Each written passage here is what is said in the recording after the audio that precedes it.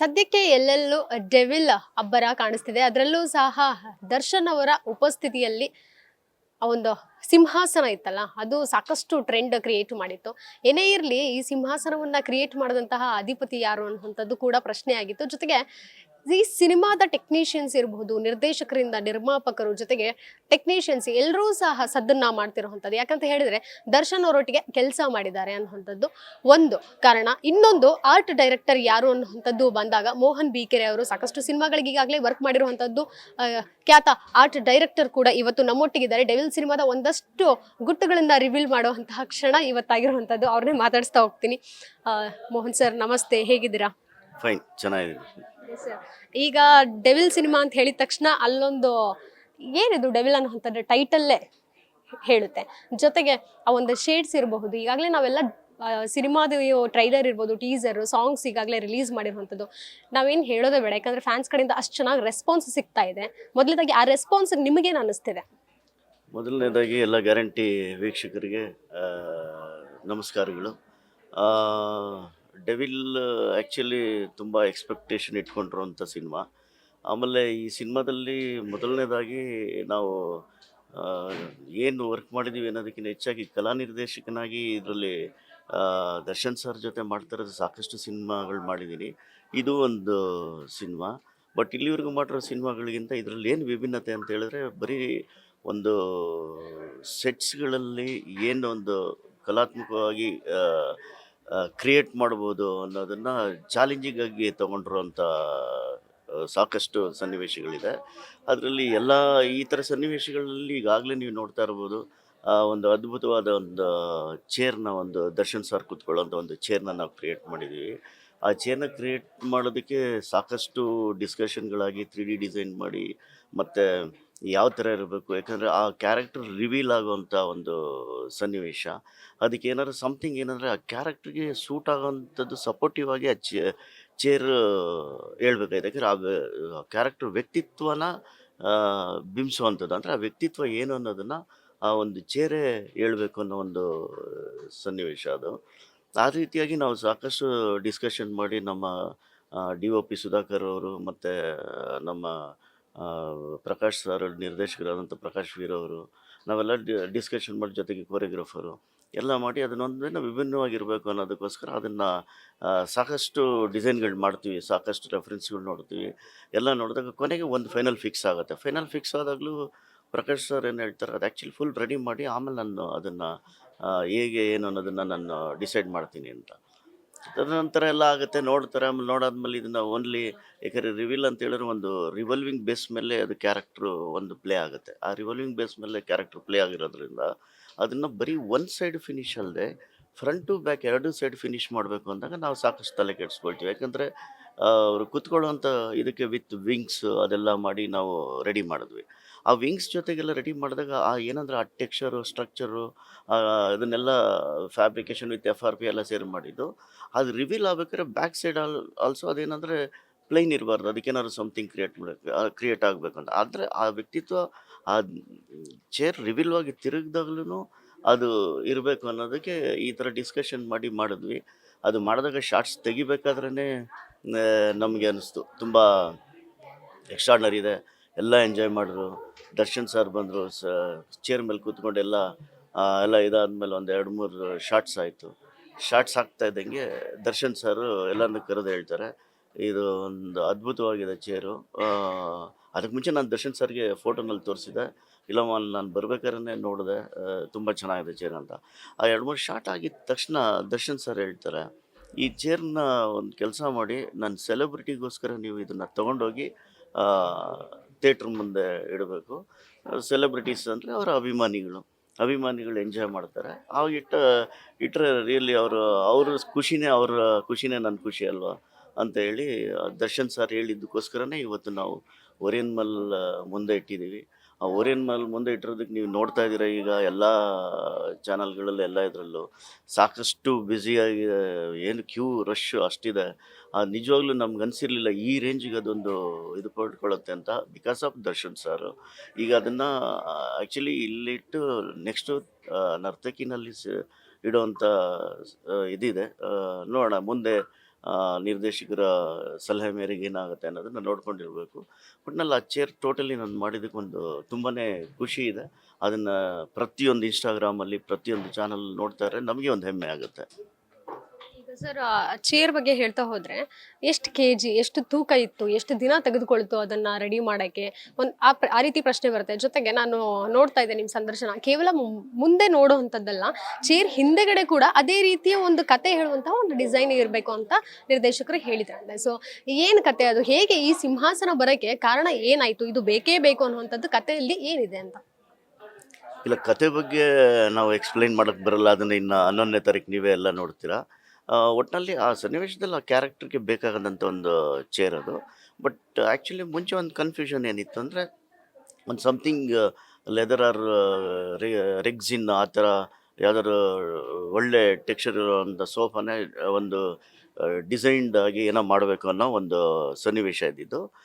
But ನಾವೇನು ಮಾಡಿದ್ವಿ, ಅದಕ್ಕೆ ಈ ಸೋಫಾ ರೆಗ್ಸಿನ್ನು ಇದೆಲ್ಲ ರೆಗ್ಯುಲರ್ ಪ್ಯಾಟರ್ನ್ ಆಗ್ಬಿಡುತ್ತೆ, ಇದನ್ನೇನಾದ್ರು ಸಮಥಿಂಗ್ ಡಿಫ್ರೆಂಟಾಗಿ ಏನಾದ್ರು ಮಾಡೋಣ ಅನ್ನೋ ಒಂದು ಡಿಸ್ಕಷನ್ ಕೂತ್ಕೊಂಡಾಗ ಆವಾಗ ನಾವು ಆ 3Dನಲ್ಲಿ ವರ್ಕ್ ಮಾಡಿ ಅದನ್ನೆಲ್ಲ ಮಾಡಿ ತೋರಿಸ್ತೀವಿ.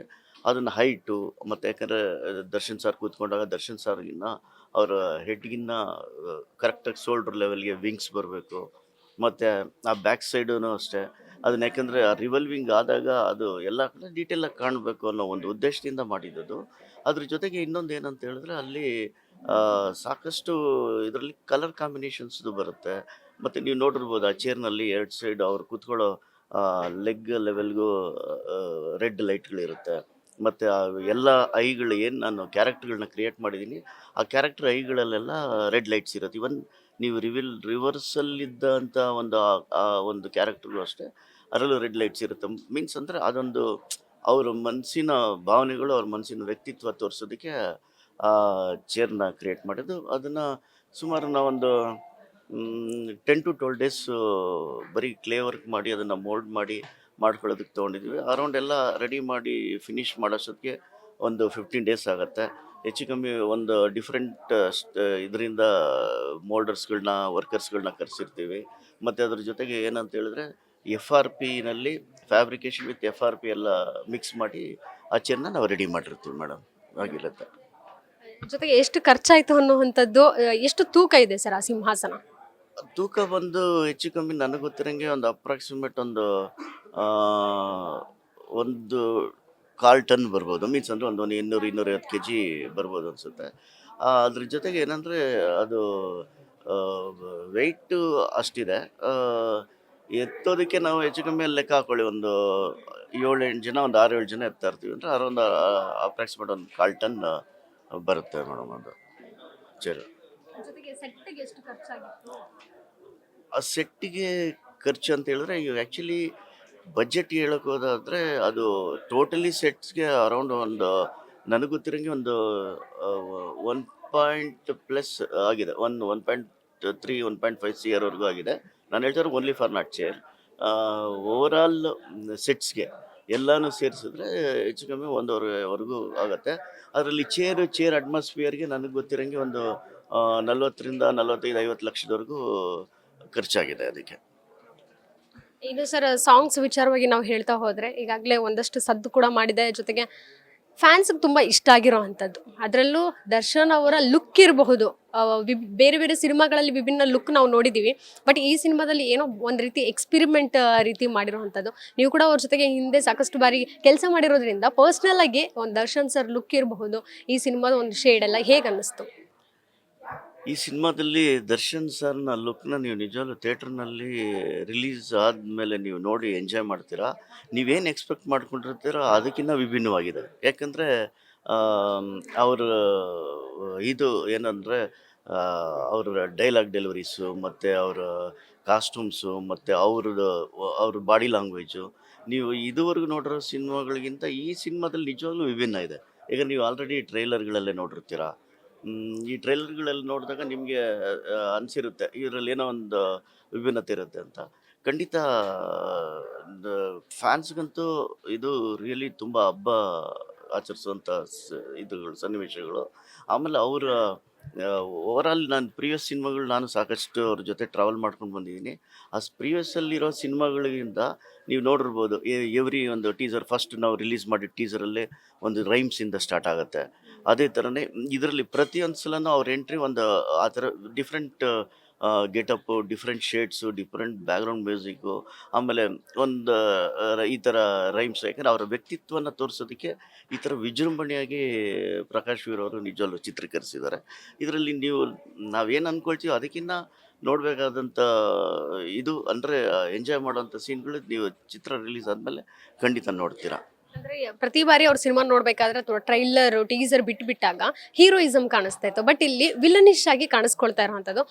ಹಿಂದೆ ಕೂಡ ಅವರು ಹುಟ್ಟುದಬ್ಬ ಸಂದರ್ಭದಲ್ಲಿ ಹೇಳಿದ್ರು ಹೀರೋ ಆಗಿದ್ ಸಾಕು ಇನ್ಮೇಲೆ ವಿಲನ್ ಆಗೋಣ ಅಂತ ಹೇಳಿದ್ರು. ಯಾಕಂದ್ರೆ ಆ ಡೈಲಾಗ್ ಬರುವಂಥದ್ದು, ಮನೆಯಲ್ಲಿ ಪುಟ್ಟ ಪಾಪು ಇದೆ ಅನ್ನುವಂಥದ್ದು, ಫೋಟೋ, ಪ್ರತಿಯೊಂದು ಡೈಲಾಗ್ ಕೂಡ ಅಲ್ಲಿ ಏನೋ ಒಂದು ಡೆವಿಲಿಶ್ ಅನ್ನುವಂಥದ್ದು ಕಾಣಿಸ್ತಾ ಇದೆ. ಅವ್ರ ವಿಲನ್ ರೋಲ್ ಅನ್ನುವಂಥದ್ದು ಗೊತ್ತಾಗ್ತಾ ಇರೋವಂಥದ್ದು. ಏನ್ ನಿಜವಾಗ್ಲೂ ಹೀರೋನ ವಿಲನ್ನ ಏನ್ ಹೇಳಕ್ ಹೊರಟಿದ್ದಾರೆ ಅಂತ. ಇಲ್ಲ ಇದನ್ನ ಒಳ್ಳೆ ಕ್ವೆಶ್ಚನ್ ಇದು. ಆ್ಯಕ್ಚುಲಿ ಇದು ಆ್ಯಕ್ಚುಲಿ ಅವ್ರ ಹೀರೋನೇ. ಅಂದರೆ ವಿಲನ್ ಅನ್ನೋದಕ್ಕಿಂತ ಅವರು ನೀವು ವಿಲನ್ ಆಗಿ ಅವ್ರನ್ನ ನೋಡಿದ್ರೆ ವಿಲನ್ ಥರ ಕಾಣ್ತಾರೆ, ಹೀರೋ ಥರ ನೋಡಿದ್ರೆ ಹೀರೋ ಥರ ಕಾಣ್ತಾರೆ. ಅಂದರೆ ಕಥೆನಲ್ಲೂ ಹಂಗೆ ಇದೆ. ಅದಕ್ಕೆ ನೀವು ನೆಕ್ಸ್ಟ್ 11th ಸಿನಿಮಾ ನೋಡಿದಾಗ ನಿಮ್ಗೆ ಡಿಸೈಡ್ ಸಿಗುತ್ತೆ. ಯಾಕಂದರೆ ನಾವು ಯಾವುದೇ ಸ್ಕ್ರಿಪ್ಟ್ ಬಗ್ಗೆ ಆಗಲಿ ಇದ್ರ ಬಗ್ಗೆ ಆಗಲಿ ನಾವು ಮಾತಾಡೋಕ್ಕೆ ಬರಲ್ಲ. ಅಂದರೆ ಏನೇ ಆದ್ರೂ ನಿಮ್ಗೆ ಅದರಲ್ಲಿ ಆ್ಯಕ್ಚುಲಿ ಅವ್ರು ಹೀರೋನೇ. ಹೀರೋ ವ್ಯಕ್ತಿತ್ವಗಳ ಗುಣಗಳು ಚೇಂಜ್ ಆಗ್ತದೆ. ಅದನ್ನು ನೀವು ಆನ್ ಸ್ಕ್ರೀನ್ ನೋಡಿನೇ ಎಂಜಾಯ್ ಮಾಡಬೇಕು. ಸರ್, ಪ್ರಮೋಷನ್ ಅಲ್ಲಿ ಅವ್ರು ಭಾಗಿ ಆಗಕ್ಕಾಗಲ್ಲ ಅಂತ ಗೊತ್ತಿದ್ದು ಏನಾದರೂ ಮುಂಚಿತವಾಗಿ ನಿಮ್ಗೆ ಏನಾದರೂ ಅಡ್ವಾನ್ಸ್ಡ್ ಆಗಿ ಪ್ಲಾನ್ಡ್ ಆಗಿ ಏನಾದರೂ ಒಂದಷ್ಟು ಸಜೆಷನ್ಗಳನ್ನ ಟೀಮ್ ಅವರು ಕೊಟ್ಟಿರೋದುಂಟಾ, ಅಥವಾ ನಿಮ್ಮೊಟ್ಟಿಗೆ ಏನಾದರೂ ಮಾತನಾಡಿದ್ರಾ? ಯಾಕಂದ್ರೆ ಒಂದು ಮಧ್ಯಂತರ ಮೇಲೆ ಅವರು ಜೈಲಿಂದ ಹೊರ ಬಂದಾದ್ಮೇಲೆ. ಇಲ್ಲ ಇದ್ರ ಬಗ್ಗೆ ನಾವು ಹೇಳ್ಬೇಕಂದ್ರೆ ಅವ್ರು ಆ್ಯಕ್ಚುಲಿ ಯಾವತ್ತೂ ಅವ್ರ ಪರ್ಸನಲ್ಸ್ನ ಸೆಟ್ಟಲ್ಲಾಗಲಿ ಇದರಲ್ಲಾಗಲಿ ಯಾರಿಗೂ ಅವರು ವ್ಯಕ್ತಪಡಿಸ್ತಾ ಇರಲಿಲ್ಲ. ಅದ್ರ ಬಗ್ಗೆ ಡಿಸ್ಕಷನ್ ಮಾಡ್ತಾ ಇರಲಿಲ್ಲ. ರಿಯಲಿ ನನಗೆ ಅಂದರೆ ಒಬ್ಬ ಶಿಸ್ತನ್ ಸಿಪಾಯಿ ಥರ ಅವರು ಸೆಟ್ಟಿಗೆ ಬರೋರು. ಏನು ಟೈಮ್ ಹೇಳಿದ್ರೆ ಆ ಸೆಟ್ಟಿಗೆ ಬಂದು ಅವ್ರದ್ದು ಎಷ್ಟು ಕೆಲಸಗಳಿದೆ ಅಷ್ಟು ಕೆಲಸ ಮುಗಿಸಿ ಹೋಗೋರು. ಅದು ಬಿಟ್ಟು ಅವ್ರ ಪರ್ಸ್ನಲ್ಸ್ಗಳನ್ನ ನಾವು ಯಾವುದೇ ಡಿಸ್ಕಷನಲ್ಲಿ ನಡೀತಾ ಇರಲಿಲ್ಲ, ಯಾರು ಮಾತಾಡ್ತಾನೂ ಇರಲಿಲ್ಲ. ಬಟ್ ಏನಂದರೆ ಸಾಕಷ್ಟು ಸಮಯಗಳನ್ನ ಕಾಲ್ಶೀಟ್ಗೆ ಮೀರಿ ಹೆಚ್ಚಿನ ಟೈಮ್ಗಳಲ್ಲಿ ಕೆಲಸ ಮಾಡಿದ್ದಾರೆ. ಬೆಳಿಗ್ಗೆ 9 ಗಂಟೆ ಕಾಲ್ಶೀಟ್ ಸ್ಟಾರ್ಟ್ ಆದರೆ ಮಧ್ಯರಾತ್ರಿ 3 ಗಂಟೆವರೆಗೂ ಶೂಟ್ ಮಾಡಿಸಿರೋಂಥ ಸನ್ನಿವೇಶಗಳಿದೆ. ಡೈರೆಕ್ಟ್ರ್ ಹೇಳ್ತಾಯಿದ್ರು, DOP ಹೇಳ್ತಾಯಿದ್ರು, ಡೈರೆಕ್ಟರ್ ಸರ್ ಅಂತೂ ಸುಮಾರು ಸಲ ಹೇಳಿದ್ದಾರೆ. ಯಾಕಂದರೆ ಸಾಕು ಇವತ್ತು ಈಗ ಫಿನಿಷ್ ಮಾಡೋಣ ಅಂತ. ಅಂಥ ಸನ್ನಿವೇಶದಲ್ಲೂ ದರ್ಶನ್ ಸಾರೇ ಸಪೋರ್ಟ್ ಮಾಡಿ, ಬೇಡ ನೀವು ಮುಗಿಸಿ, ಏನು ತೊಂದರೆ ಇಲ್ಲ, ನನಗೇನು ರಿಸ್ಕ್ ಆಗಲ್ಲ, ನಾನೇನೇ ರಿಸ್ಕ್ ಆದರೂ ಮ್ಯಾನೇಜ್ ಮಾಡ್ತೀನಿ ಏನೇ ಇದಾದರೂ ಅಂತೇಳಿ ಮಧ್ಯರಾತ್ರಿ 3 ಗಂಟೆವರೆಗೂ ಶೂಟ್ ಮಾಡಿಕೊಟ್ಟಿರೋಂಥ ಸನ್ನಿವೇಶಗಳಿದೆ. ಈಗ ಸಾಕಷ್ಟು ನೀವು ನೋಡ್ತಾ ಇರ್ಬೋದು. ಸೆಟ್ಗಳು ಅಂತೇಳಿದ್ರೆ ಒಂದು ಫೈಟ್ ಎಪಿಸೋಡಲ್ಲಿ ಒಂದು ಟೈರ್ ಫ್ಯಾಕ್ಟ್ರಿ ಇದೆ, ಇದ್ರೆ ನೆಮ್ಮದಿಯಾಗಿರಬೇಕು, ಮತ್ತು ಒಂದು ಮಾರ್ಕೆಟ್ ಸೆಟ್ಸ್ಗಳು, ಮತ್ತು ಅದಕ್ಕೆ ಮುಂಚೆ ಅಲೋಮರಸ, ಅದಾದಮೇಲೆ ಅಲೋಮರ ಸಾಂಗ್ಸು. ಇಷ್ಟೂ ಸೆಟ್ಸ್ಗಳಲ್ಲಿ ಅವರು ಯಾಕಂದರೆ ಕೆಲವೊಂದು ಫೈಟ್ ಸಿಚುವೇಶನ್ಸ್ಗಳಿದೆ, ಫೈಟ್ ಎಪಿಸೋಡ್ಸ್ಗಳಿದೆ. ಆ ಫೈಟರ್ಸ್ ಜೊತೆನೂ ಸೀನ್ಗಳು ಅವ್ರಿಗೂ ಅಂದರೆ ನೈಟ್ ಅವ್ರ ಜೊತೆ ಇದ್ದು ಅವ್ರದ್ದು ಯಾಕಂದರೆ ಕೋಆಪ್ರೇಟ್ ಮಾಡಿ ಅಷ್ಟೆಲ್ಲ ಮಾಡಿಕೊಟ್ಟಿದ್ದಾರೆ. ಬಟ್ ಅದು ಬಿಟ್ಟರೆ ನಮಗೆ ಇನ್ನು ಬೇರೆ ಆದಂಥ ಯಾವುದೇ ಇದು ನಮಗೆ ಮಾಹಿತಿ ಇರೋದಿಲ್ಲ ಮೇಡಮ್. ನಮಗೆ ಟಿಕೆಟ್ಸ್ ಬುಕಿಂಗ್ ಕೂಡ ಓಪನ್ ಆಗಿರುವಂಥದ್ದು, advance ticket booking, fan show ಏನಿರುತ್ತೆ ಅನ್ನೋಂಥದ್ದು. ಅಂದರೆ ಈಗ ಮಿಡ್ ನೈಟ್ ಶೋಗೆ ಪರ್ಮಿಷನ್ ಸಿಕ್ಕಿಲ್ಲ, ಹಾಗಾಗಿ ಬೆಳಗಿನ ಜಾವ 6:30ರಿಂದ ಫಸ್ಟ್ ಶೋ ಶುರುವಾಗುತ್ತೆ. 350 ರೂಪಾಯಿಂದ ಟಿಕೆಟ್ ಪ್ರೈಸ್ ಶುರು ಆಗ್ತಿರುವಂಥದ್ದು ಸಿಂಗಲ್ ಸ್ಕ್ರೀನ್ದ. ಈ ಹಿಂದೆ ಕೂಡ ದರ್ಶನ್ ಅವರ ಸಿನಿಮಾಗಳಂತ ಬಂದಾಗ ಅವ್ರು ಯಾವಾಗಲೂ ಅಭಿಮಾನಿಗಳಿಗೆ ಬಜೆಟ್ ಫ್ರೆಂಡ್ಲಿ ಇರುವಂಥ ಟಿಕೆಟ್ ಪ್ರೈಸ್ 150ಇಂದ ಶುರು ಆಗುವಂಥದ್ದು. ಬಟ್ ಈ ಬಾರಿ ಏನಾದರೂ ಸ್ವಲ್ಪ ಎಕ್ಸ್ಟೆಂಡ್ ಆಯಿತು, ಪ್ರೊಡಕ್ಷನಲ್ಲಿ ಸ್ವಲ್ಪ ಹೆಚ್ಚಿನ ಖರ್ಚು ಬಂತು ಅನ್ನೋ ಕಾರಣಕ್ಕೆ 350ರಿಂದ ಶುರು ಮಾಡ್ತಿದ್ದಾರಾ ಅಥವಾ ಹೇಗೆ ಅಂತ? ಇಲ್ಲ ಇದ್ರ ಬಗ್ಗೆ ನಾನು ಆ್ಯಕ್ಚುಲಿ ಪ್ರೊಡಕ್ಷನ್ ಅವ್ರು ಏನು ಡಿಸೈಡ್ ಮಾಡಿದ್ದಾರೆ ಅನ್ನೋದು ಗೊತ್ತಿಲ್ಲ. ಇದು ನನಗೆ ಗೊತ್ತಿರೋ ಥರ ಯೂಶ್ವಲಾಗಿ ನೀವು ಮಲ್ಟಿಪಲ್ ಸ್ಕ್ರೀನ್ ರೇಟ್ಸ್ಗಳು ಚೆಕ್ ಮಾಡಿದಾಗ ಇದು ಸಿಂಗಲ್ ಸ್ಕ್ರೀನು ಮತ್ತು ಇದ್ರದ್ದೆಲ್ಲ ನೋಡಿದಾಗ ಇದೆಲ್ಲ ಅಂಥ ಹೆಚ್ಚಿನ ಬಜೆಟ್ ಅಂತ ಅನಿಸೋದಿಲ್ಲ. ಆದ್ರೂ ಇದನ್ನು ಪ್ರೊಡಕ್ಷನ್ ಅವರು ಡಿಸೈಡ್ ತೊಗೊಂಡಿರೋದು. ಬಟ್ ಇದನ್ನು ಅವ್ರಿಗೂ ಆದಂಥ ಒಂದೇನೋ ಪ್ರೆಷರ್ಸ್ ಇರುತ್ತೆ. ಬೇರೆ GST ಅದು ಇದು ಇದೆಲ್ಲ ಇರ್ತದೆ. ಅದನ್ನೆಲ್ಲ ಕಳೆದು ಏನೋ ಮಾಡೋಂಥ ಲೆಕ್ಕಾಚಾರಗಳಿರ್ತದೆ. ಆ ಒಂದು ಇದಕ್ಕೋಸ್ಕರ ಏನು ಇದನ್ನು ಮಾಡಿರ್ಬೋದು. ಇನ್ನೂ ನನಗೆ ಗೊತ್ತಿರೋಂಗೆ ಇದು ಕಮ್ಮಿ ಆದರೂ ಆಗ್ಬೋದು, ಇಲ್ಲಾಂದರೆ ಅದೇ ರೇಟ್ನಲ್ಲೇ ಇರ್ಬೋದು. ಇದ್ರ ಬಗ್ಗೆ ನನಗೆ ಅಷ್ಟೊಂದು ಪ್ರೊಡಕ್ಷನ್ದು ಡೀಟೇಲ್ಸ್ ನನಗೆ ಗೊತ್ತಿರಲ್ಲ ಮೇಡಮ್.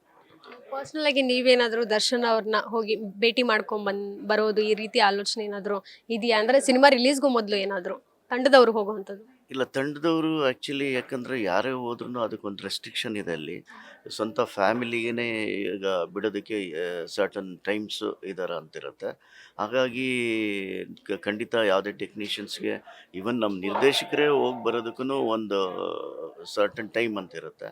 ಹಂಗಾಗಿ ನಾವೆಲ್ಲರೂ ಹೋಗಿ ಬರೋದಕ್ಕಾಗೋದಿಲ್ಲ. ಅಂದರೆ ಆ ಥರ ಅವಕಾಶಗಳಿಗೆ ನಾವೆಲ್ಲ ಕಾದದ್ದುಂಟು. ನಾವೆಲ್ಲ ಯಾಕಂದರೆ ಒಂದು ಸಲ ಮಾತಾಡ್ಸೋಣ, ಯಾಕಂದರೆ ತುಂಬ ದಿನಗಳಾಯಿತು. ಒಂದು ಸಲ ಹೋಗಿ ಬರೋಣ, ಅವ್ರನ್ನ ಪರ್ಸ್ನಲಾಗಿ ಮಾತಾಡ್ಸೋಣ ಅನ್ನೋ ಒಂದು ಎಲ್ಲರಿಗೂ ಅಭಿಮಾನಿಗಳಿಗೆ ಹೆಂಗೆ ಕಾತರ ಇರುತ್ತೆ ಅದೇ ಕಾತರಗಳು ನಮಗೂ ಇತ್ತು. ಅದು ನಾವು ಕೇಳಿದಾಗ ಇಲ್ಲ ಅದು ಆಗದೇ ಇರೋಂಥ ಒಂದು ಇದು. ಯಾಕಂದರೆ ಅದು ಲಾ ಪ್ರಕಾರ ಹೋಗಬೇಕು ಮತ್ತು ಅದಕ್ಕೆ ಒಂದು ಇದಿದೆ, ನಿರ್ಬಂಧಗಳಿದೆ. ಆ ನಿರ್ಬಂಧಗಳನ್ನೆಲ್ಲ ಇದು ಮಾಡಿ ಹೋಗ್ಬೇಕಾದ್ರೆ ಅದಕ್ಕೆ ಸಾಕಷ್ಟು ಇದಿರ್ತದೆ.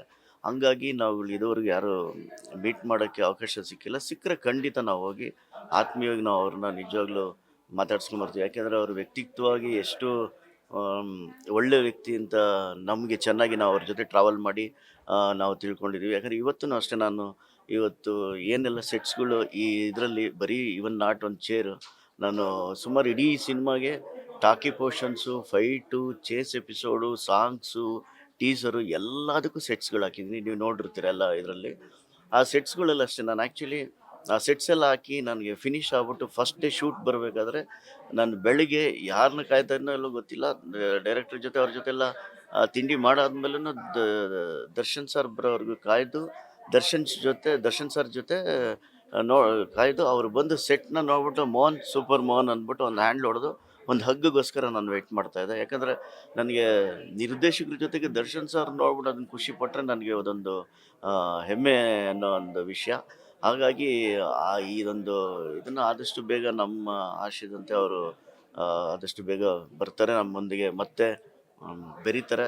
ಯಾಕಂದರೆ ಇದು ಇವನ್ ನಾಟ್ ನನಗೆ ನಮ್ಮ ಟೀಮು ನಮ್ಮ ಇದು ಅಂತಲ್ಲ, ಅವರು ಬಂದು ಇಲ್ಲಿ ಶೂಟ್ ಮಾಡಿ ಏನು ನಡೀತಾ ಇತ್ತು ಆ ಇದರಲ್ಲಿ ಒಂದು ದಿನಕ್ಕೆ ಮಿನಿಮಮ್ ಒಂದು 500 ಜನ ಊಟ ಮಾಡ್ತಾಯಿದ್ರು. ಎಲ್ಲನೂ ನಾನು ಸಾಕಷ್ಟು ಸಲ ಹೇಳಿದ್ದೀನಿ ಇದನ್ನು. ಟೆಕ್ನಿಷಿಯನ್ಸ್ ಯಾರು ಇರ್ಬೋದು, ಎಲ್ಲ ನಮ್ಮ ಪ್ರೊಡಕ್ಷನ್ ಅವರಿಂದ ಹಿಡಿದು, ಕಾಸ್ಟ್ಯೂಮ್ಸ್ ಅವರಿಂದ ಹಿಡಿದು, ಆರ್ಟ್ ಡಿಪಾರ್ಟ್ಮೆಂಟಿಂದ ಹಿಡಿದು, ಡೈರೆಕ್ಷನ್ ಡಿಪಾರ್ಟ್ಮೆಂಟಿಂದ ಹಿಡಿದು, ಫೈಟರ್ಸ್ ಹಿಡಿದು, ಎಲ್ಲ ಕ್ಯಾಮ್ರಾ ಡಿಪಾರ್ಟ್ಮೆಂಟಿಂದ ಹಿಡಿದು, ಅದಲ್ಲದೆ ನಾವು ಇವ್ರ ಸಿನಿಮಾಗಳಿಗೆ ಇದು ಕೆಲಸಗಳು ಮಾಡ್ಬೇಕಾದ್ರೆ ಕೋಟ್ಯಾಂತರ ರೂಪಾಯಿ ಇನ್ವೆಸ್ಟ್ ಮಾಡಿ ನಾವು ಎಷ್ಟೋ ವೆಂಡರ್ಸ್ಗಳು ಮನೆಗಳು ಬದುಕುತ್ತೆ, ಎಷ್ಟೋ ಸಿಟಿ ಮಾರ್ಕೆಟಿಂದ ಮಾರ್ಕೆಟ್ಗಳು ಅಲ್ಲೆಲ್ಲ ಹೋಗಿ ನಾವು ಪರ್ಚೇಸ್ ಮಾಡೋ ಮೆಟೀರಿಯಲ್ಗಳು ಅವ್ರದ್ದು ಜೀವನನೂ ಸಾಗುತ್ತೆ. ಹಿಂಗಾಗಿ ಒಂದು 500 ಜನ ಮೇಲೆ ಇರ್ತಾರೆ. ಆದಷ್ಟು ದೇವರವ್ರಿಗೆ ಇದನ್ನು ಕರುಣಿಸಿ ಬೇಗ ಇದಾಗಿ ಬರಲಿ ನಮ್ಮ ಜೊತೆ ಎಲ್ಲ. ನಾವು ನಿಜವಾಗ್ಲೂ ಅವ್ರ ಜೊತೆಲ್ಲ ವರ್ಕ್ ಮಾಡೋದಕ್ಕೆ ನಾವು ಅನಾಥರಾಗಿ ಅವ್ರಿಗೋಸ್ಕರ ಕಾಯ್ತಾ ಇದ್ದೀವಿ ಅಂತ ನಾನು ಹೇಳಕ್ಕೆ ಇಷ್ಟಪಡ್ತೀನಿ ಮೇಡಮ್. ಸರಿ, ಈಗ ಹೇಳ್ತಿದ್ರಿ ಹಾಗೆ ಮಾತಾಡ್ತಾ 30 ವರ್ಷಗಳ ಎಕ್ಸ್ಪೀರಿಯನ್ಸು, ಬಟ್ ಡೆವಿಲ್ 188ನೇ ಸಿನಿಮಾ ಎಷ್ಟು ಸ್ಪೆಷಲ್. ಜೊತೆಗೆ ಈ ಸೆಟ್ ಅನ್ನುವಂಥದ್ದು ಹಾಕೋದು ಆವತ್ತಿಂದನೂ ನೀವು ಅದನ್ನು ರೂಢಿಸ್ಕೊಂಡು ಬಂದಿದ್ದೀರಾ. 30 ವರ್ಷಗಳಲ್ಲಿ ಈ ಡೆವಿಲ್ ಸಿನಿಮಾ ಸ್ಪೆಷಲ್ ಜೊತೆಗೆ ಈ ಸೆಟ್ ವಿಚಾರಗಳ ಬಗ್ಗೆ ಮಾತನಾಡೋದಾದರೆ ಎಲ್ಲೆಲ್ಲಿ ಯಾವ್ಯಾವ ಲೊಕೇಶನು ಇದಿದೆ ಸ್ಪಾಟ್ ಬೇಕು ಅಂತ ಯಾಕೆ ಚೂಸಿ ಆದ್ರಿ? ಜೊತೆಗೆ ಕರ್ನಾಟಕದಲ್ಲಿ ಹೊರತುಪಡಿಸಿ ವಿದೇಶದಲ್ಲಿ ಹೆಚ್ಚಿನದಾಗಿ ಶೂಟಿಂಗ್ ಇರಬೇಕು ಅನ್ನುವಂಥದ್ದು ಯಾಕೆ ಪ್ರಾಮುಖ್ಯತೆ ಅಲ್ಲಿ ಪಡೆದುಕೊಳ್ತು? ಇಲ್ಲ, ಆ್ಯಕ್ಚುಲಿ ಏನಂದರೆ ಕೆಲವೊಂದು ಸಲ ಕತೆ ಡಿಮ್ಯಾಂಡ್ ಮಾಡುತ್ತೆ, ಸ್ಕ್ರಿಪ್ಟ್ ಯಾವ ಥರ ಡಿಮ್ಯಾಂಡ್ ಮಾಡುತ್ತೆ ಆ ಥರ ಲೊಕೇಶನ್ಸ್ಗಳು ಸೆಲೆಕ್ಟ್ ಆಗುತ್ತೆ. ಇವೆಲ್ಲ ಟೋಟಲಿ ನಾನು ಹೇಳೋದು ಒಂದು ಕ್ಯಾರೆಕ್ಟ್ರಿಂದ ಹಿಡಿದು ಲೊಕೇಶನ್ಸ್ಗಳಿಂದ ಹಿಡಿದು ಕಾಸ್ಟ್ಯೂಮ್ಸ್ಗಳಿಂದ ಹಿಡಿದು ಎಲ್ಲ ಸ್ಕ್ರಿಪ್ಟ್ ಡಿಮ್ಯಾಂಡ್ ಮಾಡೋದು. ಆ ಸ್ಕ್ರಿಪ್ಟ್ ಹೇಗೆ ಡಿಮ್ಯಾಂಡ್ ಮಾಡೋದು ಆ ಥರ ಕೆಲವೊಂದು ಸನ್ನಿವೇಶಗಳು, ಕೆಲವೊಂದು ಸಾಂಗ್ಗಳನ್ನ ಫಾರಿನಲ್ಲಿ ಔಟ್ ಆಫ್ ಕಂಟ್ರಿನಲ್ಲಿ ಶೂಟ್ ಮಾಡಿದ್ದಾರೆ. ಇನ್ನು ಕೆಲವೊಂದು ಸೆಟ್ಸ್ಗಳನ್ನ ನಾವಿಲ್ಲೇ ಕ್ರಿಯೇಟ್ ಮಾಡಿದ್ದೀವಿ. ಅಟ್ ದ ಸೇಮ್ ಟೈಮ್ ನಮಗೆ ಔಟ್ಸೈಡ್ ಫಾರಿನ್ಗೆ ಮ್ಯಾಚ್ ಆಗೋವಂಥ ಸೆಟ್ಸ್ಗಳನ್ನ ಇಲ್ಲಿ ಕ್ರಿಯೇಟ್ ಮಾಡಿ ನಾವು ಶೂಟ್ ಮಾಡಿದ್ದೀವಿ.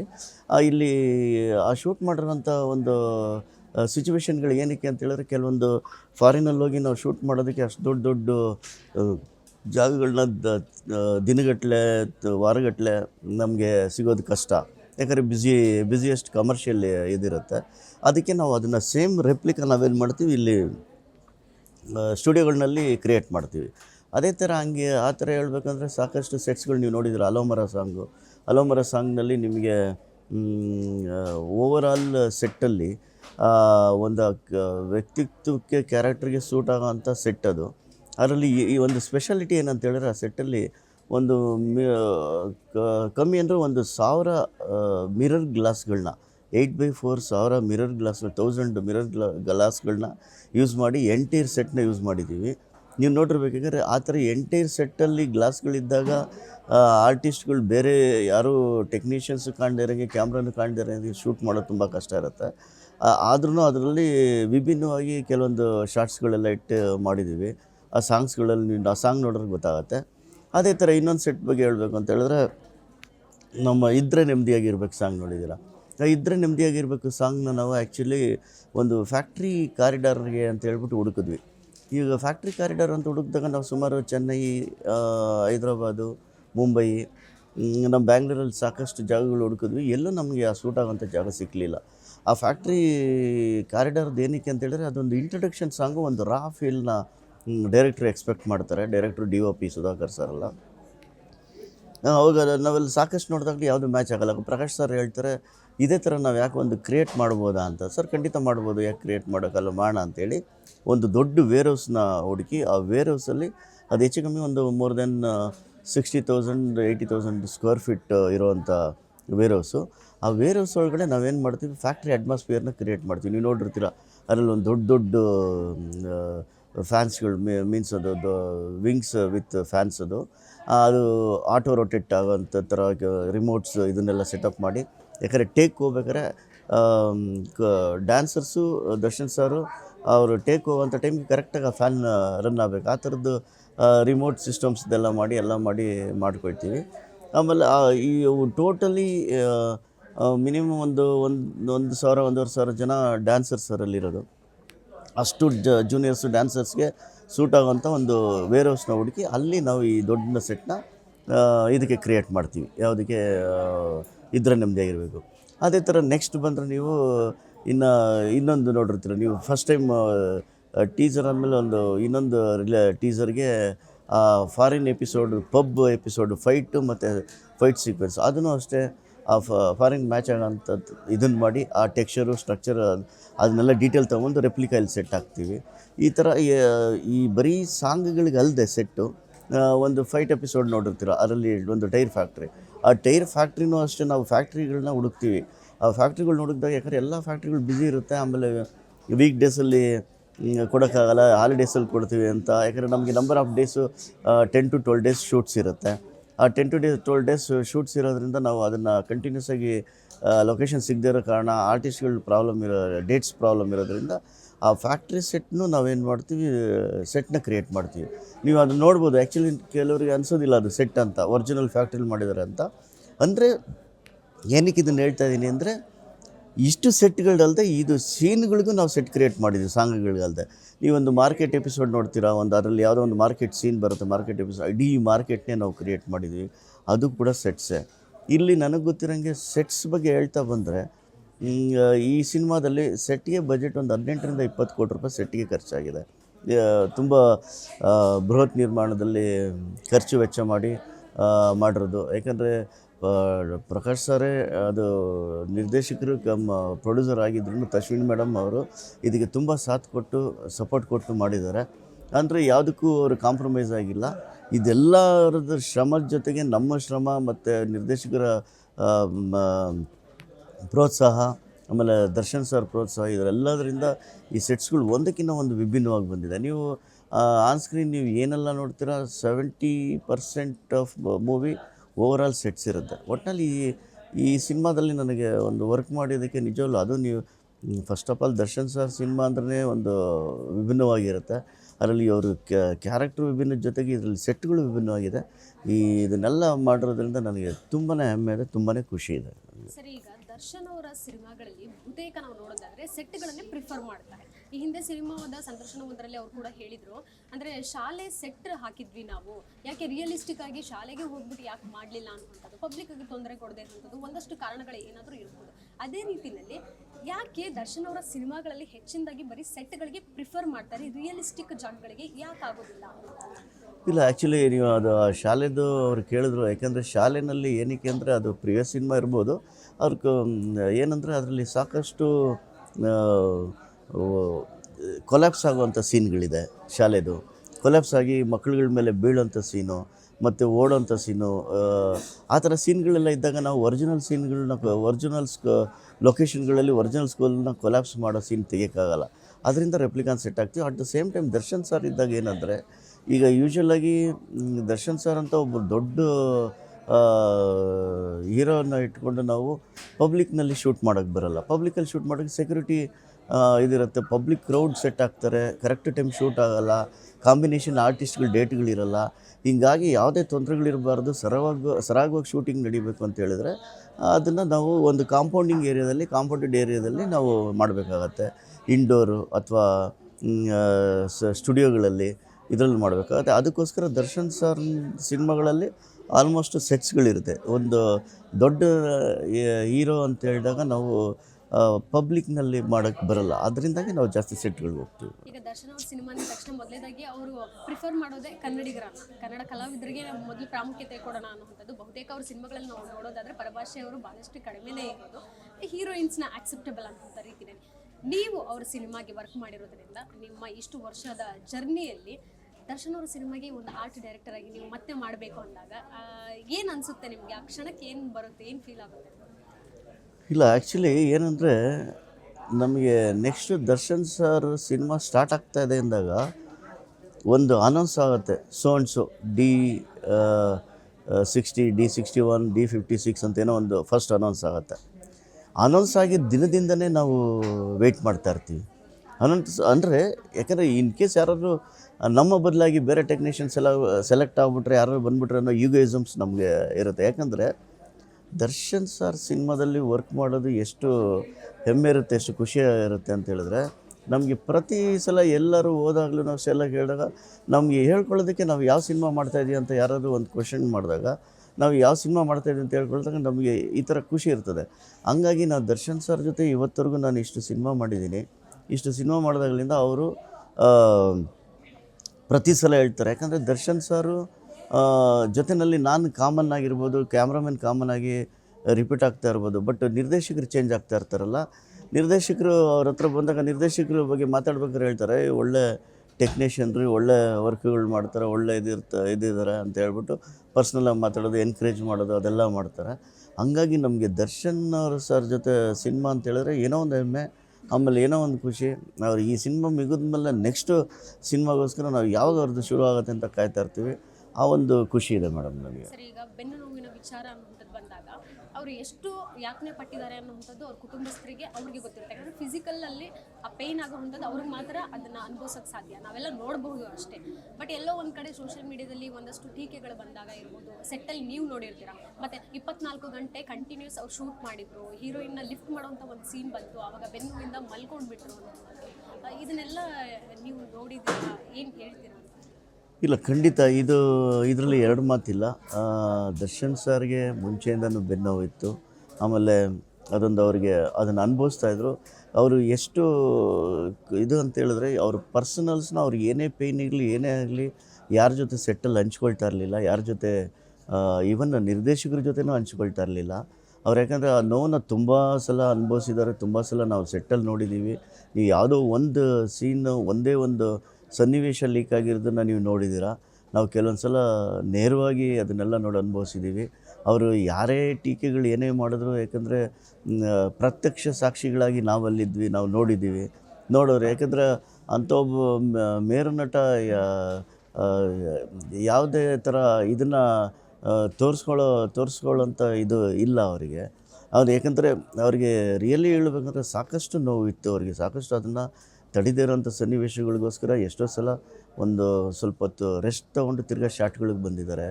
ಆಮೇಲೆ ತಿರ್ಗಾ ಅದನ್ನು ಅದು ಯಾವ ಥರ ಅನುಭವಿಸಿದ್ದಾರೆ ಅಂತ ನಮಗಷ್ಟೇ ಗೊತ್ತು. ಅದು 100ಕ್ಕೆ 100% ಸತ್ಯ. ಬೇರೆಯವರು ಯಾರ್ಯಾರು ಏನು ಅಂದ್ಕೊಳ್ತಾರೆ ಅದನ್ನೆಲ್ಲ ನಮಗೆ ಬೇಕಿಲ್ಲ.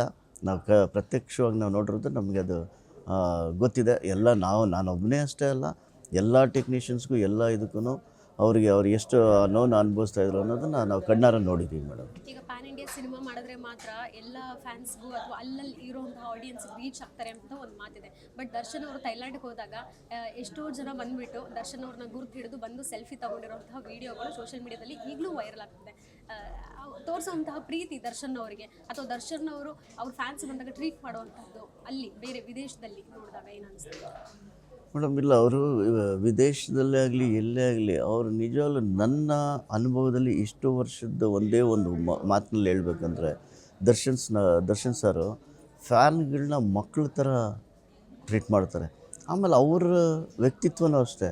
ನಾವು ನೋಡ್ತೀವಲ್ಲ, ನೀವು ಅಂದ್ಕೊಳ್ತಾರೆ ಒಬ್ಬೊಬ್ಬರು ಒಂದೊಂದು ಥರ ಹೇಳ್ತಾರೆ. ಅವರು ಬಂದು ಅವ್ರು ಒಂದು ಸ್ಮೈಲ್ ಕೊಡ್ತಾರಲ್ಲ, ಆ ಸ್ಮೈಲ್ ನಿಜವಾಗ್ಲೂ ಹೇಳ್ತೀನಿ, ಒಂದು ಮಗು ಸ್ಮೈಲ್ ಥರ ಇನ್ನೋಸೆಂಟ್ ಸ್ಮೈಲ್ ಅದು.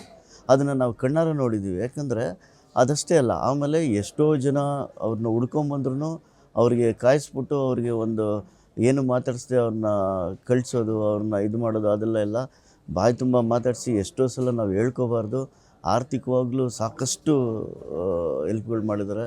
ಸಾಕಷ್ಟು ನಮ್ಮ ಮುಂದೆ ಕ್ಯಾರವಾನಿಗೆ ಕರೆಸ್ಕೊಂಡು ಕ್ಯಾರವಾನಲ್ಲಿ ಕುಂಡ್ರಿಸ್ಕೊಂಡು ಅವ್ರಿಗೆ ಪರ್ಸ್ನಲ್ ಕೇಳ್ಬಿಟ್ಟು ಅವ್ರಿಗೆ ಏನು ಮಾಡೋದು, ಏನು ಕೊಟ್ಟರು ಅನ್ನೋದು ಬೇರೆಯವ್ರಿಗೆ ಗೊತ್ತಾಗದೇ ಇರೋ ಥರ ಮಾಡಿದ್ದಾರೆ. ಅವ್ರು ಇಲ್ಲೆಲ್ಲ ಅದಕ್ಕೋಸ್ಕರನೇ ಅವರು ಹೊರ ದೇಶಗಳಲ್ಲೂ ಅವ್ರನ್ನ ಏನಕ್ಕೆ ಅಷ್ಟು ಇಷ್ಟಪಡ್ತಾರೆ ಅಂದರೆ, ಯಾವುದೇ ವ್ಯಕ್ತಿನ ಬರೀ ಪರದೆ ಮೇಲೆ ನೋಡಿ ಅಲ್ಲ, ಪರದೆ ಹಿಂದೆಗಡೆನೂ ಅವರು ಎಷ್ಟು ಅವ್ರ ವ್ಯಕ್ತಿತ್ವ ಹೆಂಗಿರುತ್ತೆ ಅನ್ನೋದನ್ನು ನೋಡಿ ಕೇಳಿ ತಿಳ್ಕೊಂಡು ಜನ ಇಷ್ಟಪಡೋದು. ಅದಕ್ಕೆ ಅವ್ರನ್ನ ಅಷ್ಟೊಂದು ಇಷ್ಟಪಡ್ತಾರೆ. ಅವ್ರ ನಿಜವಾಗ್ಲೂ ಒಳ್ಳೆತನನ, ಒಳ್ಳೆ ವ್ಯಕ್ತಿತ್ವನ ತುಂಬ ಹತ್ರದಿಂದ ನಾವು ನೋಡಿರೋದ್ರಿಂದ ಅದನ್ನು ಹೇಳೋಕ್ಕಾಗ್ದಿರೋಷ್ಟಿದೆ. ಕೆಲವೊಂದು ಅವ್ರು ಹೇಳೋದಕ್ಕೂ ಬಿಡೋಲ್ಲ ನಮಗೆ. ಆ ಥರ ನಮ್ಮ ಟೆಕ್ನಿಷಿಯನ್ಗಳಲ್ಲೇ ನಮ್ಮ ಜೊತೆ ಇರೋರಿಗೇ ರೀಸೆಂಟಾಗಿ ನಾನು ಹೇಳ್ತೀನಿ, ಈ ಡೆವಿಲ್ ಸಿನಿಮಾ ನಡಿಬೇಕಾದ್ರೆ ಒಂದು 3-4 ಜನಕ್ಕೆ ಅವರು ಏನು ಒಂದು ದೊಡ್ಡ ಹೆಲ್ಪ್ ಮಾಡಿದ್ದಾರೆ ಅಂತ ಅದು ನಾವು ಹೇಳೋಕ್ಕೆ ಬರೋಲ್ಲ. ಅಷ್ಟು ದೊಡ್ಡ ದೊಡ್ಡ ಹೆಲ್ಪ್ ಮಾಡಿದ್ದಾರೆ. ಅದಕ್ಕೆ ಅವ್ರ ವ್ಯಕ್ತಿತ್ವಕ್ಕೋಸ್ಕರ ಅವ್ರು ಈ ದೇಶ ಅಲ್ಲ, ಹೊರ ದೇಶ ಆಗಲಿ ಎಲ್ಲೋದ್ರೂ ಜನರಿಗೆ ಇಷ್ಟ ಆಗ್ತಾರೆ ಅವ್ರಿಗೆ. ಯಾವತ್ತಾದರೂ ನೀವು ಹೇಳಿದ್ರಿ ವೈಯಕ್ತಿಕವಾಗಿ ಅವ್ರು ಏನು ಮಾತಾಡ್ಕೊಳ್ತಿರ್ಲಿಲ್ಲ ಅಂತ, ಆದ್ರೂ ನಿಮ್ಮ ಪ್ರೊಫೆಷನ್ ವಿಚಾರದಲ್ಲಿ ಕೇಳೋದಾದರೆ, ಯಾವತ್ತಾದರೂ ನಿಮ್ಮ ಪ್ರೊಫೆಷನ್ ಇದರ ಎಲ್ಲ ಸೈಡ್ಗಿಟ್ಟು ಪರ್ಸ್ನಲ್ ಕೂತು ಮಾತಾಡೋದಾದರೆ ಯಾವ ವಿಚಾರ ಹೆಚ್ಚಿನದಾಗಿ ಮಾತಾಡ್ತಾ ಇದ್ದೀರಿ ಅಂತ? ಆ್ಯಕ್ಚುಲಿ ಇದನ್ನ ಹೇಳಬೇಕು ಬೇಡ ಗೊತ್ತಿಲ್ಲ. ಅಂದ್ರೂ ಪಾಪ ಅವರು ನಮ್ಮ ಹತ್ರ ಒಂದು ಸಣ್ಣ ವಿಷಯ, ಅವ್ರದ್ದು ನಮ್ಮದು ಪರ್ಸ್ನಲ್ಲಾಗಿ ಮಾತಾಡೋವಂಥ ಒಂದು ಸನ್ನಿವೇಶನ ಹೇಳ್ತೀನಿ. ಅವರು ಒಂದು ಸಲ ಆ್ಯಕ್ಚುಲಿ ನಾನು ಕುಣಿಗಲ್ ಹತ್ರ ನನ್ನದೊಂದು ತೋಟ ಮಾಡಿದ್ದೀನಿ. ಆ ತೋಟನ ಒಂಥರ ಎತ್ನಿಕ್ ಪ್ಯಾಟರ್ನಲ್ಲಿ ಮಾಡಿದ್ದೀನಿ. ಆ ತೋಟನ ಒಂದು ಇಂಟ್ರ್ಯೂ ಆಗಿತ್ತು, ಅದನ್ನು ಯೂಟ್ಯೂಬಲ್ಲಿ ನೋಡಿದ್ದಾರೆ ದರ್ಶನ್ ಸರ್. ಅದನ್ನು ಇಂಟ್ರ್ಯೂನಲ್ಲಿ ನೋಡಿಬಿಟ್ಟು ಒಂದು ದಿವಸ ನಾನು ಸೆಟ್ಗೆ ಹೋದಾಗ ಮೋಹನ್, ನೀವು ಇದನ್ನು ಹೆಂಗೆ ಮಾಡಿದ್ರು ಅದೇ ಥರ ನೀವು ಅದೇ ಇದರಲ್ಲಿ ನನಗೆ ಮಾಡಿಕೊಡ್ಬೇಕು, ಒಂದು ಸಲ ನಾನು ತೋಟಕ್ಕೆ ಬರ್ತೀನಿ, ನೋಡಿದೆ ತುಂಬ ಚೆನ್ನಾಗಿದೆ ಅಂತೇಳ್ಬಿಟ್ಟು ನೆಕ್ಸ್ಟ್ ಡೇ ಬಂದಾಗ ಎಲ್ಲರನ್ನೂ ಕರೆದ್ಬಿಟ್ಟು, ಎಷ್ಟು ಚೆನ್ನಾಗಿ ಮಾಡಿದ್ದಾರೆ ಗೊತ್ತಾ ಇವರು ತೋಟ, ಸಖತ್ತಾಗಿದೆ, ಎಕ್ಸ್ಟ್ರಾರ್ಡ್ನರಿ ಇದೆ, ತುಂಬ ಚೆನ್ನಾಗಿದೆ ರಿಯಲಿ. ಇವರು ಏನು ಪ್ಯಾಟರ್ನ್ ಮಾಡಿದ್ರೆ ಅದನ್ನು ನಿಜವಲ್ಲೂ ಆ ಥರ ಮಾಡ್ಕೋಬೇಕು, ಆ ಥರ ಮಾಡಿದ್ರೆ ಏನು ತುಂಬ ಖರ್ಚಿಲ್ಲದೆ ರಿಲ್ಯಾಕ್ಸಾಗಿ ಎಷ್ಟು ಬೇಕೋ ಅಷ್ಟು ಮಾಡಿದ್ದಾರೆ ಅಂತ. ಈ ಥರ ರೀತಿ ಒಡನಾಟಗಳು ಸಾಕಷ್ಟಿದೆ.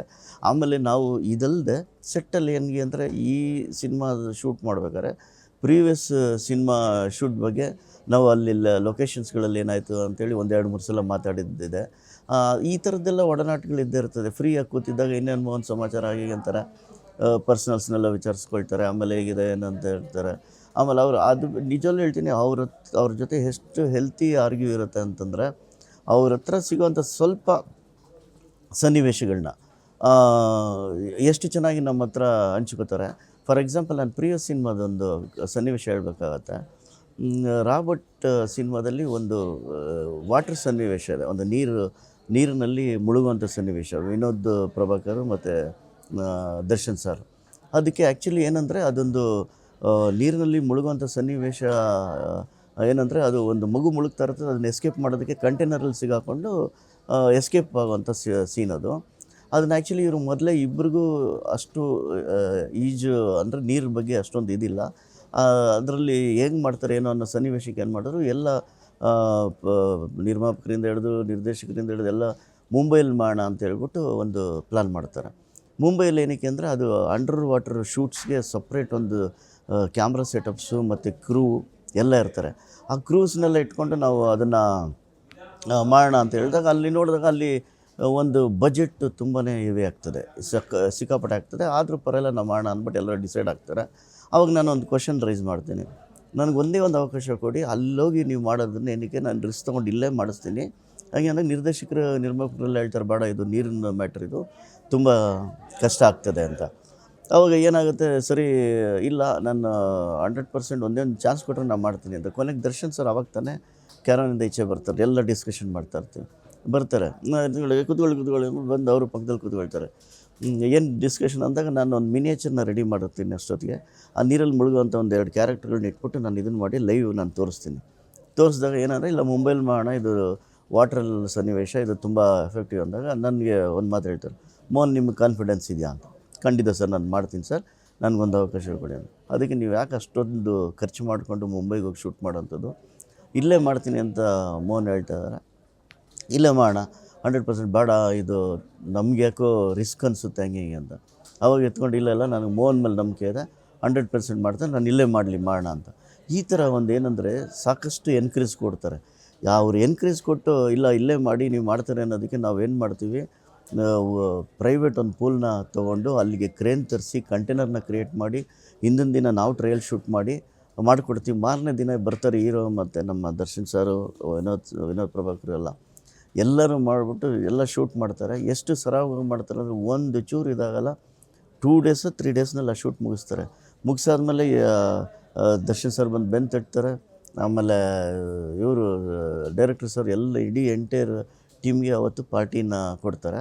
ಈ ರೀತಿ ನಮ್ಗೆ ಯಾಕಂದ್ರೆ ಅವರು ಎನ್ಕರೇಜ್ ಮಾಡ್ತಾರೆ. ಆ ಥರ ಅವ್ರ ಜೊತೆ ಒಡನಾಟಗಳನ್ನ ಹೇಳ್ಕೋಬೇಕಂದ್ರೆ ಆಮೇಲೆ ಅವ್ರು ಒಂದು ಸಲ ಬಿಲೀವ್ ಮಾಡಿಬಿಟ್ರೆ ಆ ವ್ಯಕ್ತಿ ಬಗ್ಗೆ ಗ್ಯಾರಂಟಿ ಅವ್ರು ಏನಂದರೆ ತುಂಬಾ ಭರವಸೆ ಇಟ್ಕೊಂಡಿರ್ತಾರೆ. ಆ ಥರ ಒಬ್ಬ ಸ್ಪೋರ್ಟಿವ್ ಪರ್ಸನ್ ನಾನು ನೋಡಿರೋದು ನಿಜವಾಗ್ಲೂ ಅವ್ರ ಜೊತೆ ಕೆಲಸ ಮಾಡೋದು ನಿಜವಾಗ್ಲೂ ನನಗೊಂದು ಹೆಮ್ಮೆಯ ಇದೆ ಸರಿ. ಅವರು ರಿಯಲಿ ಹೇಳ್ತೀನಿ, ಅವರ ಒಂದು ರಿಲೇಷನ್ಶಿಪ್ ಇದೆಲ್ಲ ಒಂದು ಮಗು ರೀತಿ ಅನ್ನೋ ರಿಲೇಷನ್ಶಿಪ್ ಅಂತ ನನಗನ್ಸುತ್ತೆ.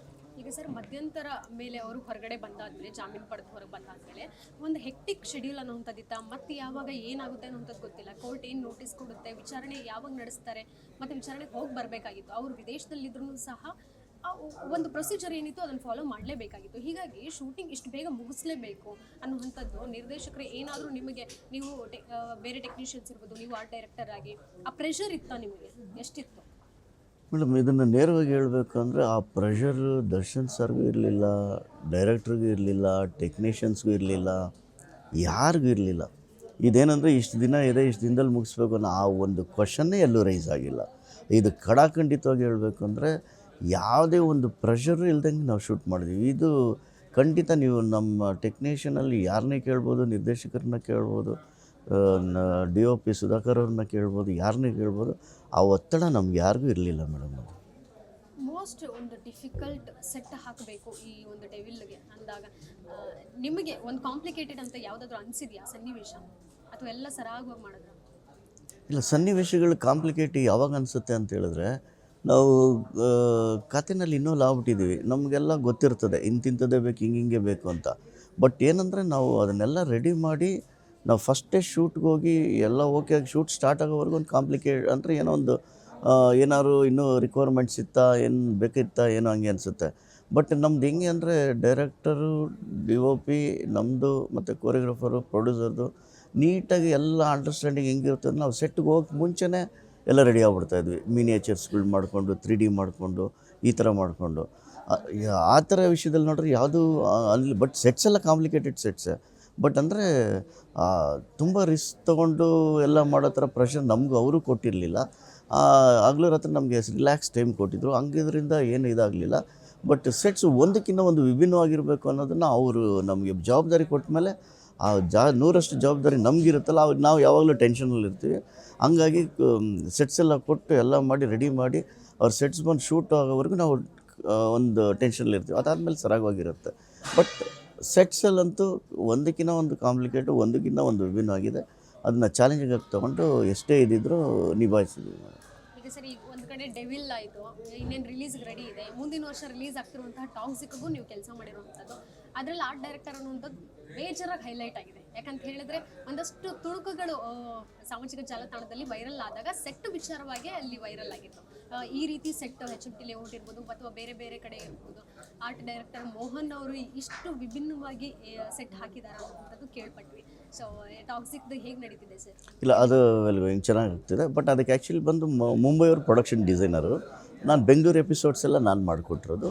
ಅದು ಚೆನ್ನಾಗಿ ನಡೀತಾ ಇದೆ. ಬಟ್ ಅದ್ರ ಬಗ್ಗೆ ಈಗ ಜಾಸ್ತಿ ನಾನು ಮಾತಾಡೋಕ್ಕೆ ಬರಲ್ಲ. ಅದು ನೆಕ್ಸ್ಟ್ ಸೀರೀಸಲ್ಲಿ ನಾನು ಮಾತಾಡ್ತೀನಿ. ಚಿತ್ರೀಕರಣ ಅಟ್ಲೀಸ್ಟ್ ಎಷ್ಟು ಪೋರ್ಷನ್ ಕಂಪ್ಲೀಟ್ ಆಗಿದೆ ಅಂತ? ಆಗಿದೆ 70%, 75-80% ಆಗಿದೆ. ನೆಕ್ಸ್ಟ್ ಇಯರ್ 100% ಎಷ್ಟು ಸಾರ್ ಹೇಳ್ದಂಗೆ ಅದು ನೆಕ್ಸ್ಟ್ ಇಯರ್ ಇದಾಗುತ್ತೆ ಖಂಡಿತ. ಇನ್ನು ಸರ್ ಡೆವಿಲ್ ವಿಚಾರವಾಗಿ ಇದನ್ನ ನೀವೆಷ್ಟು ಗಮನಿಸಿದಿರೋ ಇಲ್ಲೋ ನನಗೆ ಗೊತ್ತಿಲ್ಲ, ಯಾಕಂದರೆ ಸೋಷಿಯಲ್ ಮೀಡಿಯಾದಲ್ಲಿ ನಾವೆಲ್ಲ ಜಾಸ್ತಿ ನೋಡ್ತಾ ಇರ್ತೀವಿ. ಹೀಗಾಗಿ ಫ್ಯಾನ್ಸ್ ವರ್ಕ್, ಸ್ಟಾರ್ಸ್ ವರ್ಕ್ ಇದೆಲ್ಲ ಕಾಮನ್ನೇ ಸರ್. ಯಾಕಂತ ಹೇಳಿದ್ರೆ ದರ್ಶನ್ ಅವ್ರ ವಿಚಾರ ಅಂತ ಬಂದಾಗ ಅವ್ರು ಮುಂಚೆಯಿಂದನೂ ಎದುರಿಸ್ಕೊಂಡು ಬಂದಿರೋವಂಥದ್ದೇ. ಬಟ್ ಈಗ ಒಳಗಡೆ ಇರೋದ್ರಿಂದ ಸ್ವಲ್ಪ ಹೆಚ್ಚಿನ ಮಟ್ಟದಲ್ಲಿ ಇದು ಬರ್ತಾ ಇರುವಂಥದ್ದು. ಜೊತೆಗೆ ಅವರು ಸೆಲೆಬ್ರಿಟೀಸ್ ಯಾವತ್ತಿಗೂ ಕೈ ಬಿಟ್ಟಿಲ್ಲ. ಇಂದಿಗೂ ಸಹ ಅವರ ಹೆಸರಿನಲ್ಲಿ ಅಭಿಷೇಕ ಇರಬಹುದು, ದೃಷ್ಟಿ ತೆಗೆಯೋದು, ಇವತ್ತು ಸಹ ಫೋಟೋಗಳನ್ನು ನೋಡ್ತೀವಿ. ವೀರಗಾಸೆ ಕಲಾ ತಂಡದವರು ಅವ್ರಿಗೆ ದೃಷ್ಟಿ ತೆಗೆದು ತಾಳ್ಮೆ ಇರಬೇಕು ಅಷ್ಟೇ, ಒಳ್ಳೆ ದಿನ ಬಂದೇ ಬರುತ್ತೆ ಅನ್ನೋದು ಹೇಳ್ತಿದ್ದಾರೆ. ಅವರು ಒಳಗಡೆ ಇದ್ರೂ ಸಹ ಸೆಲೆಬ್ರಿಟೀಸ್ ಈ ಒಂದು ಸಿನಿಮಾನ ಹೊತ್ತು ಮೆರೆಸ್ತಿರುವಂಥದ್ದು ನೋಡಿದಾಗ ಒಬ್ಬ ಸ್ಟಾರ್ಗೆ ಆ ಫ್ಯಾನ್ಸ್ ವ್ಯಾಲ್ಯೂ ಕೊಡುವಂಥದ್ದು. ಅಂದರೆ ಸ್ಟಾರ್ ಸಾರಿ ಇನ್ನೊಂದ್ಸಲ ಕೇಳಿ ನನಗೆ.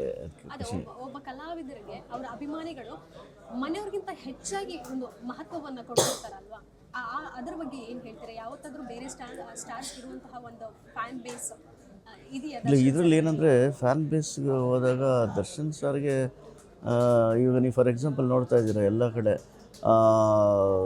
ಅವರವರೇ ಪಬ್ಲಿಸಿಟಿಗಳು ಮಾಡ್ತಾ ಇರೋದು, ಅವರವರೇ ಥಿಯೇಟ್ರ್ಗಳಲ್ಲಿ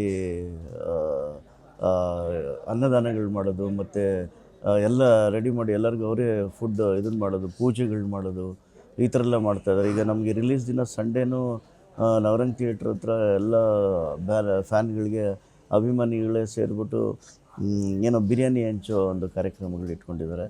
ಈ ಥರ ಇಲ್ಲೊಂದೇ ಅಲ್ಲ, ಈಗ ಆನೇಕಲ್ಲಲ್ಲಿ ನೋಡಿದ್ರಿ, ಅಲ್ಲೂ ಒಂದು ಸಾಕಷ್ಟು ಅಭಿಮಾನಿಗಳು ತುಂಬ ವಿಜೃಂಭಣೆಯಾಗಿ ಮಾಡಿದ್ದಾರೆ. ಬಳ್ಳಾರಿಲಿ ನೋಡಿದ್ವಿ, ಈಗ ದಾವಣಗೆರೆಯಲ್ಲಿ, ಚಿತ್ರದುರ್ಗದಲ್ಲೂ ಮಾಡಿದ್ದಾರೆ. ಎಲ್ಲ ಕಡೆ ಸುಮಾರು ಕಡೆ ನಾನು ಹೇಳೋದು ಫ್ಯಾನ್ನ ಅಬ್ಬರ ಅನ್ನೋದು ನಿಜವೂ ನಾವು ಈ ಒಂದು ಇದರಲ್ಲಿ ನೋಡಿದ್ವಿ. ದರ್ಶನ್ ಸರ್ ಅವರ ಇದರಲ್ಲೂ ಪಬ್ಲಿಸಿಟಿನ ಆ ರೇಂಜಿಗೆ ಮಾಡ್ತಾಯಿದ್ದಾರೆ ಅಂದರೆ ರಿಯಲಿ ಈ ಒಂದು ರಿಲೇಷನ್ಶಿಪ್ಗೆ ನಾವು ಏನು ಹೇಳಬೇಕು ಅನ್ನೋದು ಗೊತ್ತಾಗಲ್ಲ.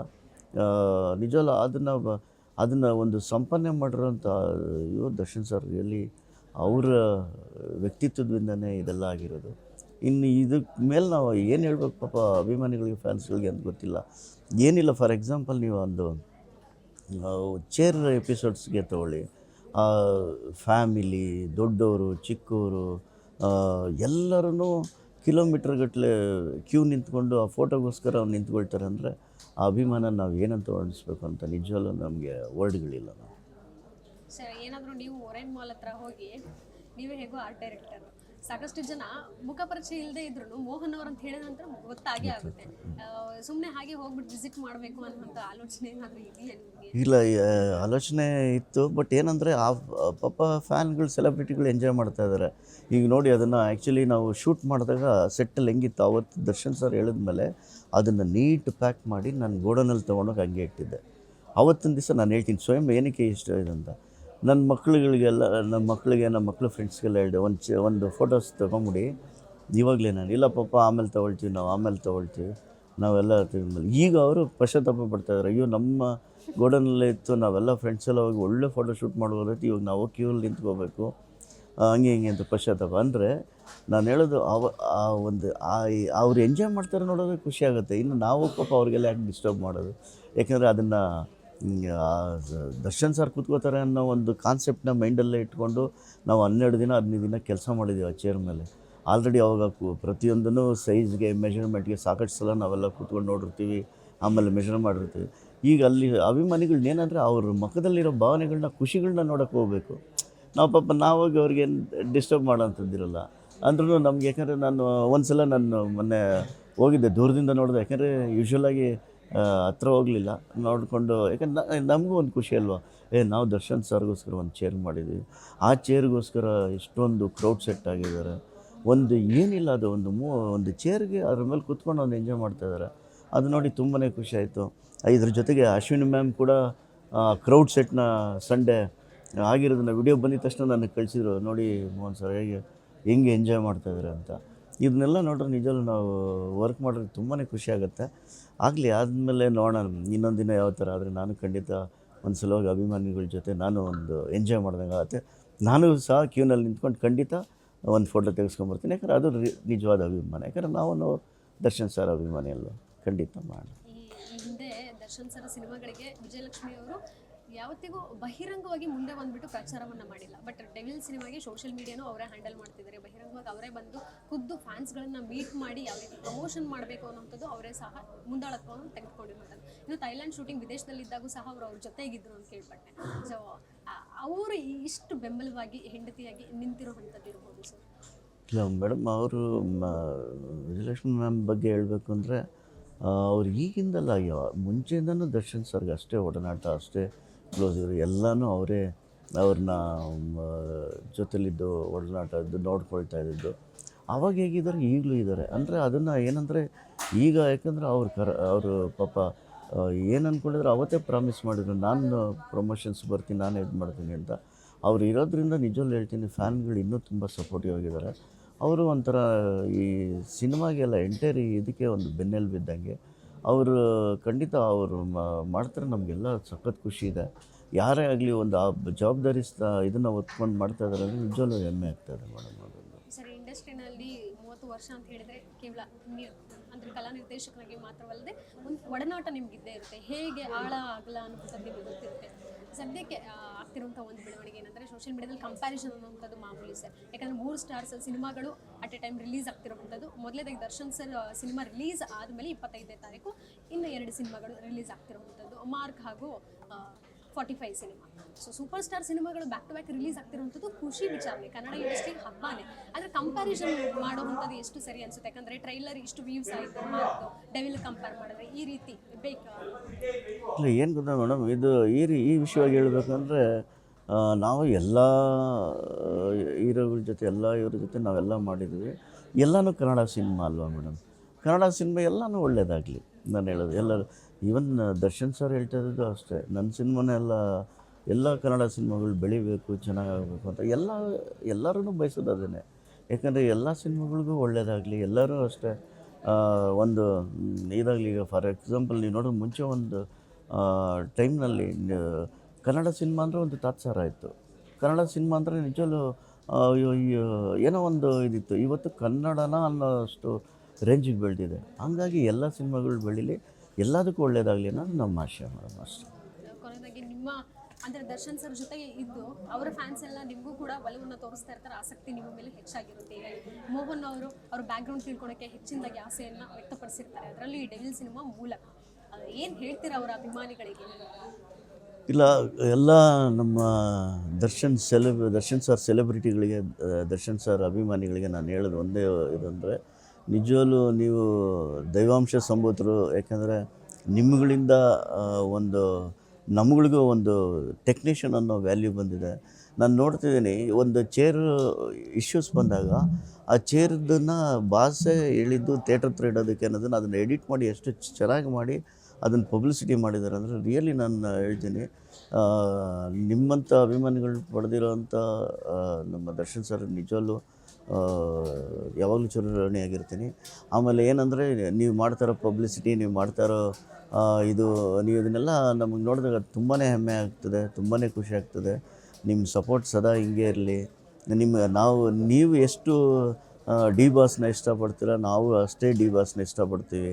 ಯಾಕಂದ್ರೆ ಅವ್ರ ಜೊತೆ ನಾವು ನಿಮಗಿನ್ನ ಜಾಸ್ತಿ, ಅಟ್ಲೀಸ್ಟ್ ನೀವು ಅಭಿಮಾನಿಗಳಿದ್ರೆ ಅವ್ರ ಜೊತೆ ನಾವು ಒಂದು 4 ದುಡ್ದು, ನಾವು ಹೇಳ್ತೀನಿ, ಒಂದು ಸಫಿಷಿಯೆಂಟಾಗಿ ಒಂದು ಜೀವನ ಮಾಡೋ ಥರ ಎಷ್ಟೋ ಜನಕ್ಕೆ ಟೆಕ್ನಿಷಿಯನ್ಗೆ ಕಲ್ಪಿಸ್ಕೊಟ್ಟಿದ್ದಾರೆ. ನಿಜವಲ್ಲೂ ಅವರೊಂದು ಸಪೋರ್ಟ್ ಸಹ ನಿಮಗೆ ಇರುತ್ತೆ. ನೀವು ಯಾವತ್ತು ನಿಮ್ಮ ಸಪೋರ್ಟ್ ಎಲ್ಲಿವರೆಗೂ ಇರುತ್ತೆ ಅಲ್ಲಿವರೆಗೂ ನಾವು ಎಲ್ಲರೂ, ಇಡೀ ಸಿನಿಮಾ ಚಿತ್ರರಂಗನೂ ಚೆನ್ನಾಗಿರುತ್ತೆ. ದರ್ಶನ್ ಸರ್ ಜೊತೆ ಇರೋ ಎಲ್ಲ ಟೆಕ್ನಿಷಿಯನ್ಸ್ ಎಲ್ಲರಿಗೂ ಒಳ್ಳೆಯದಾಗುತ್ತೆ. ಇದೊಂದೆರಡು ಮಾತು ಹೇಳ್ತಾ ಖಂಡಿತ ನಾನು ಹೇಳ್ತೀನಿ, ನಿಮಗೆ ಯಾವಾಗಲೂ ಚಿರಋಣಿಯಾಗಿರ್ತೀನಿ ಅಂತೇಳಿ ಒಂದು ಮಾತು ಹೇಳೋಕ್ಕೆ ಇಷ್ಟಪಡ್ತೀನಿ. ಥ್ಯಾಂಕ್ ಯು ಸರ್, ಇಷ್ಟೊತ್ತು ನಮ್ಮ ಒಟ್ಟಿಗೆ ಮಾತನಾಡಿದೆ. Thank you. ಸೊ ಇದಿಷ್ಟು ಆರ್ಟ್ ಡೈರೆಕ್ಟರ್ ಆಗಿರುವಂತಹ ಮೋಹನ್ ಬೀಕೆರೆ ಅವರ ಮಾತಾಗಿತ್ತು. ಕ್ಯಾಮ್ರಾ ಪರ್ಸನ್ ಪೃಥ್ವಿ ಜೊತೆಗೆ ಕೀರ್ತಿ ಪಾಟೀಲ್, ಗ್ಯಾರಂಟಿ ನ್ಯೂಸ್, ಬೆಂಗಳೂರು.